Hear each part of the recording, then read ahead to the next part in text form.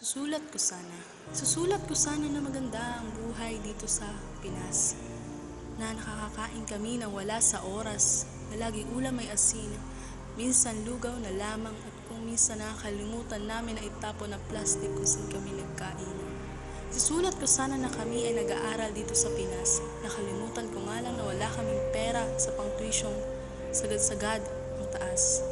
Kulang na lang pagsilbihan namin ng lahat para lang di kami lumaking mangmang at di kami pagtripan ng kung sino-sinong manggagancho sa lansangan.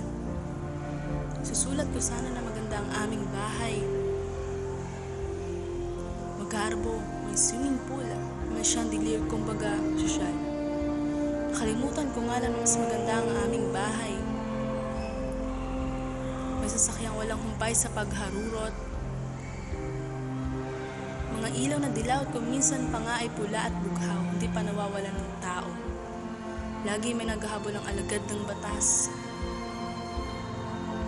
Batang mandurukot na may edad lamang ng 7 pataas at ang aming kwarto ay isang malawak, malamig, sementado at pirasong karton para sa aming kap. Susulat ko sana na ako ay isang doktor na pwede kong gamutin ang kapatid kong may pulmonya at patabain. Na ang tatay ay may polio na di na kayang buhayin pa. Naisip ko si inay, kamusta na kaya siya? May bago na naman ba kaming kadugo? Sana yung isusulat ko, sana magkatotoo. Dahil minsan may nakapagsabi sa akin na hindi masamang mangarap. Pero paano magkakatotoo ang mga ito? Kung sa simpleng pagkain, edukasyon, tirahan, kalusugan ay di maibigay sa amin.